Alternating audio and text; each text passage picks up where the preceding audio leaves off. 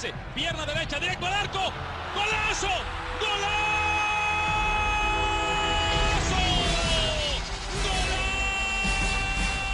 The world of football with a soccer perspective. This is Soccer Today with Duane, Rollins and Kevin Laramee, live on the Sports Podcasting Network. And good day, good night. Welcome to Soccer Today for February 2nd, 2018. Yeah, at the end of the week, it's Friday. We, as always, would like to thank Grant for Friday. Joining us on the line today, Duane Rollins, as always, but to talk about the Cyle Larin situation from the other perspective, from the Besiktas perspective, we have Kaan Bayazit from Besiktas International. Kaan, welcome to the show. Hey guys, thank you for having me. No problem. And I guess the simple question to start the interview with is just to ask you what is the perception of Cyle Larin amongst Besiktas fans in Turkey right now? Is this a complete unknown? Is this a long shot signing? How are they perceiving this signing? Well, Turkish fans, as you know, are quite passionate. So as soon as a player gets mentioned with their club, they'll start scrounging around on the internet and you know, doing their research and checking out videos and all that kind of stuff. And you know, I mean, I'm of the opinion that you can't really base an opinion on watching a couple of highlight videos, but I'm more a fan of speaking to people who watch the player, and that's what I do. But you know, people are expecting not an immediate impact from Cyle, but I think that the expectations are for him to more for next season and onwards to start earning his keep around the team. But there was a lot of talk about him maybe getting loaned off already for half a season now to settle into Europe and Turkey, but that didn't happen because of the timing of the transfer now. I don't know if there's still an option for him to go to a team that in a country where the market hasn't closed yet, but I think he'll be sticking around for at least 6 months now. Having had the opportunity to cover Cyle since he was about 16 or 17 years old, I've seen him up close, and I can say that he's very soft-spoken. He's almost shy sometimes when you approach him. He's played in the Toronto area, then went to Connecticut, then to Orlando. Not exactly the wilds of society, if you follow. What kind of adjustment will it be for a guy that's been somewhat sheltered, football-wise anyway, to adjust to playing in a league like the Turkish league? Well, as a player in Turkey, you're very well protected off from, shielded off from the outside world. Really, you're kind of treated as a rock star. It's very difficult for fans and such to really get in touch with the players. But as long as he doesn't speak Turkish yet, he won't really notice much of the criticism, fair or unfair, in the newspapers and on TV and stuff like that. So that can sometimes be an advantage for new foreign players coming in. But the Turkish league isn't exactly the best environment for younger players. You see a lot of older players coming into the league. They are expected to have an immediate impact. That's kind of the thing in Turkey, whereas if you compare, for example, with the Netherlands, where players are given time to adjust, to make mistakes, to learn. That's not the case in Turkey. It's a very difficult league, and you're expected to immediately show yourself. And, that's going to be his first challenge. And then the question now for Larin's going to be whether he is up to that challenge. Now, we go back 2 weeks ago when it all started, the Cyle Larin saga. Started with the medical and the pictures with the jersey on him, and then Orlando like, no, wait a minute, he's still under contract. This is not going down the way we wanted to. The player and Besiktas put pressure on Orlando it's more Cyle Larin and his agent put pressure on Orlando to make sure the deal was happening, and eventually it got all done and signed this week. What was the perception, Kaan, of this way to deal with a transfer? Is it going to impede maybe the perception of Larin in Besiktas, in Istanbul, how he is perceived just because of how he came to the club, or it doesn't really matter? I don't really think so, because in Europe I think the general consensus was like, well, these team options that they practice in the MLS are contradictory to the FIFA regulations. And here we're kind of looking at it like, well, sorry guys, this isn't the NBA, this isn't the NFL or even the NHL. The MLS is not the center of the footballing universe. You should conform to standard FIFA regulations and not make up your own rules the way that you do. And it is this kind of one-sided extension doesn't exist in Europe.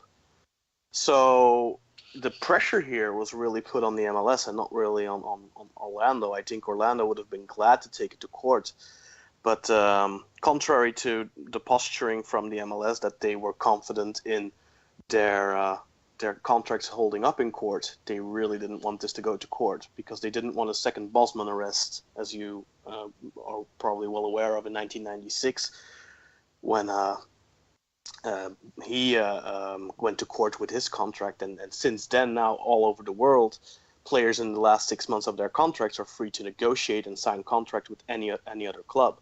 That's because of the precedent set there in that court case. And I think here with this situation, that's just something that's, this is clearly something Beşiktaş didn't want to waste that time, didn't want to waste 6 months or a year in court. They wanted the player now, so they were willing to pay a small fee, not the full price that Orlando probably would have wanted.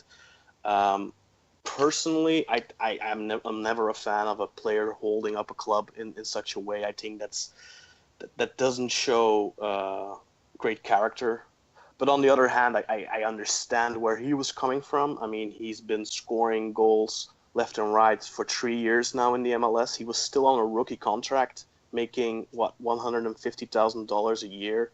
He's going to make more in 6 months now in Turkey than he's made in the last 3 years for Orlando. Orlando could have given him a legitimate extension for, a wage up to his market value, like let's say $800,000, $900,000. Instead, they went with that one-sided optional extension that has been questioned in the past, and I just think that they dropped the ball on that, and they should have given him, they should have valued him at his market value and then given him a proper contract, and they could have avoided all of this. And they could have gotten a top price for him. Of course, now they're keeping 100% of the transfer fee. MLS isn't taking their 33% cut, but they're getting a fraction of what they wanted to get for him. They wanted $5 or $6 million, and they ended up getting $2 million.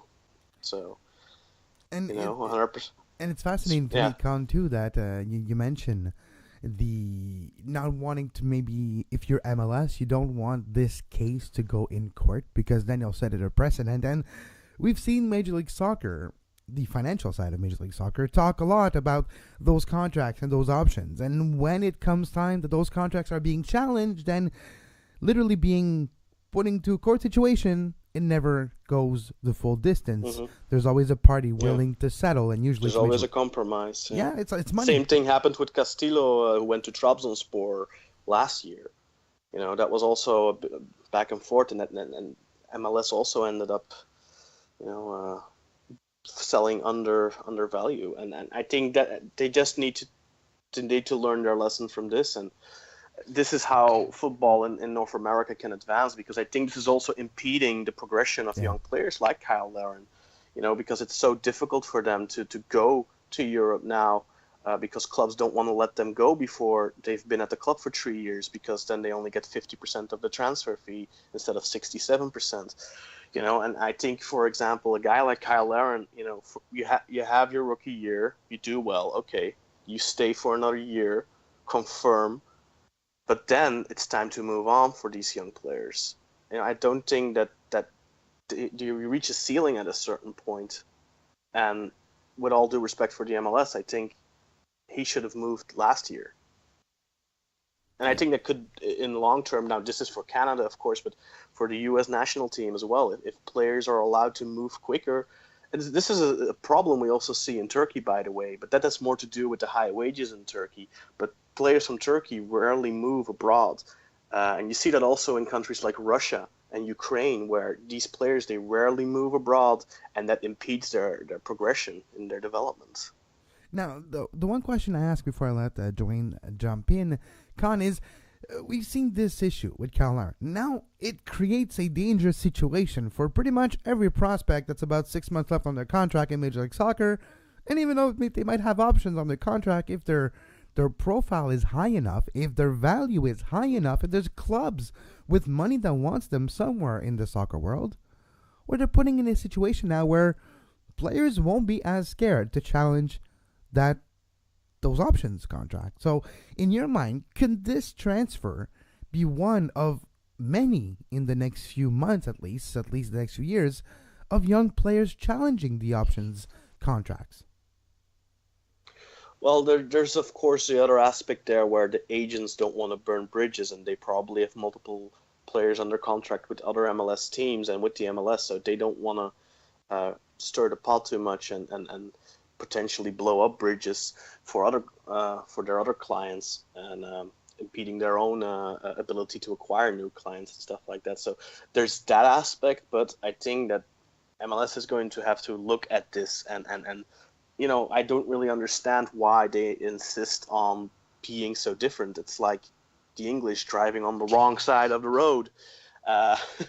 I mean, I don't really understand it. It just brings lots of trouble, unnecessary issues with it. You can just implement the exact same regulations that 95% of the footballing world have. Why does it have to be different? I get that the MLS is an entity and they own all the clubs and all the players, but I don't understand why the contracts have to work this differently. I don't really. Yeah, I get to an extent that okay, these players have to be at a club for 3 years, and after that the clubs get a larger chunk of the change. But just sign these young players to longer deals. Then in Europe, if you sign a young player, it's usually for 5 years that you sign them. You rarely see contracts being signed for 3 years with young players, and when a player does well, reward them with a raise. Cyle, as I said, I've watched him very closely for a long time. One of his greatest assets, probably his greatest asset, is his physicality. He's a very physical player. He's bigger than most footballers. Do you think that type of player, that kind of physicality, will be something that will benefit him in the Turkish league? Most definitely, because, as far as I've gathered, he's strong and fast, and that's a very good combination. And in Turkey, strikers who are physically strong, fast, and are good finishers are always going to do well. Now, the things I've also heard about Larin is that he tends to wait around for the ball a lot, around and in the area. That's something he's definitely going to have to change.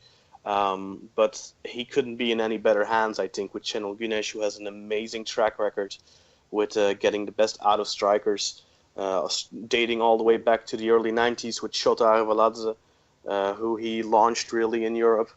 And he's had 6, 7 or something Turkish league top scorers under him, and that with only winning the league title twice, and that's only in recent years with Beşiktaş now, because previously he was always working for Trabzonspor, Bursaspor, slightly smaller teams, with all due respect to those clubs, but he wasn't working for an Istanbul club before, but he was always the man who got the attacking football out of his team and really helped develop strikers. I could name you a bunch of players. You're probably not going to know them, but if you want, I can go ahead. Well, some of our listeners might. We do have a lot of Turkish Canadians that listen. Well, Shota Arveladze, Fatih Tekke, Burak Yilmaz, Fernandao, Mario Gomez, who was... Yeah, I know him. He was... Yeah, he went to Italy, didn't go very well for him at Fiorentina. Everyone had written him off, and he completely put him back on the map, got back into the German national team. Now he's back in Germany, went to Wolfsburg, and now he joined Stuttgart, the team where his career started. But he basically revitalized his career. Cenk Tosun, who recently joined Everton on a €22 million transfer. Vincent Aboubakar, now at Porto, scoring 23 goals in 25 appearances or something. Porto had completely given up on him last year and loaned him to Beşiktaş with an option to buy for just 10 million. Beşiktaş couldn't afford that at the time because they were still under a financial fair play settlement and they didn't sell for enough, so they couldn't afford to make that move permanent. But Aboubakar went back full of confidence, won the African Cup of Nations as well over the year, and now he's valued at 50 million euros just because of just the Şenol Güneş effect is how I like to call it. And it's really something that's if Larin's going to succeed in Turkey, he couldn't be off with a better coach. So if he doesn't succeed, it's going to be down to himself. Now, of course, there's things like not getting chances, and he's going to have to convince the coach in training that he deserves a chance. And I do think that this season he won't get many opportunities to play, maybe a couple here and there in the Cup. Bar any injuries, I think Negredo and Wagner Love are going to play the majority of the games. So I don't really see him playing all that much now. But with a training camp in the summer, I could see him getting a place in the team next season for sure. All right. How much influence do you believe that Atiba Hutchinson had on this transfer, both from convincing Cyle Larin that Besiktas was a good place to end up and also convincing the club that this was a player to look at? The latter point especially, I think. I don't know if Larin has been linked to Besiktas for a while now, and he sometimes has had this little post on Twitter or Instagram like, watching the Besiktas game, and watching Atiba Hutchinson in the Champions League or something. This couple months ago, but I seem to recall something similar even last year. So there's been contact there between the club and the player for a while, I think, and Atiba definitely had a hand in recommending him. The president even said that when during the signing ceremony a few days ago, that Atiba did recommend him, and Cyle himself said that Atiba only told him good things about it, that it's a good environment for him, and it's a good club for him to take his first step into Europe. Now, I don't know if that's the case, because I know how difficult Turkey is and how much is expected from players. And Turkey really isn't, in my opinion, not the best league to go to as a young player. It's more a league where you go if you've already accomplished a little bit and you've learned to deal with pressure and all that stuff. But as far as I can tell, Larin doesn't seem to have that much issues with pressure, because he scored in a lot of big games for Orlando. I think he scored their first ever competitive goal even at their own stadium and in big matches and stuff like that. So, hopefully that's going to be something that helps him along. But I think now it's really down to, he's already got the scoring aspect down. He's got all of that. Now it's up to either he's going to have to develop into a goal machine, and if you score a lot of goals, you're allowed to have some weaker points. But if he's not going to be that 25-30 goal season striker, then he's going to have to work on other aspects of his game and get more involved, link up play and all that kind of stuff, which I've heard isn't his strongest suit at the moment. Fair enough. To end the interview, I do want to talk about Atiba a little bit. He's widely seen as maybe the best technical player that we've produced in this country, which is a low bar, but nonetheless still a player that's had a very accomplished career and has really made a home for himself in Turkey. How much longer do you see him staying there, and what kind of season is he having right now? He's still having an adequate season, but the team right now in the league, after 2 seasons of winning the league back to back, you can really see that the concentration right now is more in Europe, and that there's a little bit of complacency that seeped into the team when it comes to the league. And you can see that really in the league matches, and Atiba, now some of his shortcomings are highlighted more, where in the past you don't expect creativity from him. So, but when the creative players aren't delivering, then when Atiba has the ball a little bit too long or too much, and he doesn't do something with it, then people start, why is he always giving lateral passes and stuff like this and that? And the thing is, he's always done that. That's always been his game. It's not his responsibility to create chances. That's not what he's there for. But when the players who are there to do that aren't doing that, then fans notice it more, and it starts annoying them, even though it's not justified in my opinion. But you start getting a little bit more criticism there. So I think he's a little bit suffering from the complacency of the team. But Atiba, whenever he's fit, he's still a solid player, even at 34 years of age. And he's really grown out to be a kind of a legend at Beşiktaş now, especially with back-to-back titles. If they can add just one more title to that this season, then they will have rivaled the club's record for 3 consecutive titles back in between 1989 and 1992. So 1991, sorry. So that would really establish him and this generation as club legends. But I think he already has that status. He's very well liked, respected. Just a little bit more criticism lately, but that's it's always going to happen. And as players age out, which he slowly is doing, but I still think he is playing at a very good level. People are going to forget a little bit. It's always going to be a sport of what have you done for me lately, especially at the bigger clubs. Fair enough. I'll tell you, whenever I cover Canadian national team games, there's always a few Besiktas jerseys in the crowd, and they usually have Hutchinson's name on the back. So certainly the expats in this country appreciate him a great deal. All right, how can we follow your work? And we'd love to have you back one day to maybe talk about the Turkish League in general. But in the meantime, how can listeners follow your work? You can find me on Twitter at Razarian or at Besiktas_int, INT. And you can go to our website, besiktas-international.com. That's basically it. And yeah, I write for magazines and stuff like that as well, but mainly for the Asian market. So I highly doubt that people will read that. So that's basically it. So thank you for having me. And if you ever need any information on the Turkish League or anything like that, feel free to give me a call. Thank you very much, Kaan. Kaan. Cheers. Thanks, Kim. We'll be right back after the break.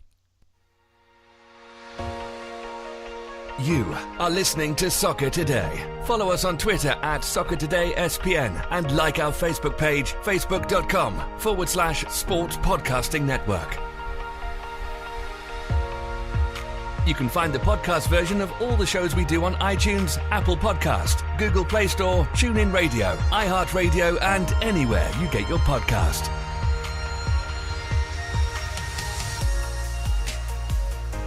And we're back on Soccer Today. Duane Rollins with myself, Kevin Laramee.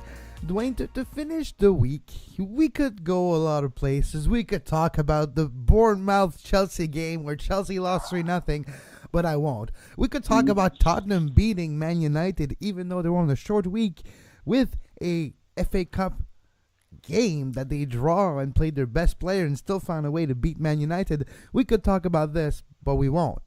Canadian Premier League is where we will finish the week, Duane.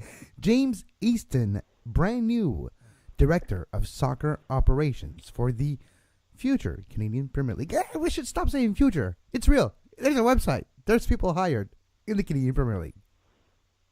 2019 for sure. That this is really happening, and I think that the news. Stephen Sandor managed to get a hold of him that day and got an interview up in the 11.ca where he outlines some of the sort of the format that the league is going to take in its early days. Now, it wasn't heavy on details, but it did include a statement in there talking about allocation and about how the players will be distributed in the beginning. Now, there's been a lot of talk, Kevin, about how this league is going to endeavor to avoid some of the pratfalls of Major League Soccer. But I think that we'd also be a bit naive if we didn't think that it's also going to have to utilize some of the techniques that MLS used in the early years to stay afloat. And allocation of players is one that apparently, at least in the beginning, is going to happen. So the league will distribute players out either through a draft, through some kind of ranking system, through some ability that allows the players to be distributed evenly to create some level of parity in the early days. That is something that was confirmed.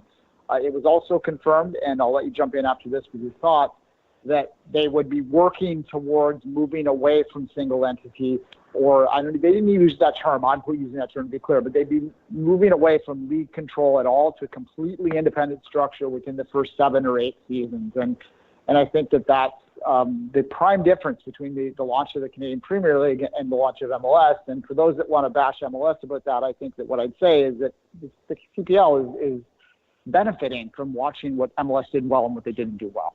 and they don't have to make the same mistakes. They'll make their own mistakes, but they're able to look at this and go, we've got to evolve. We have to have a plan in place from the start.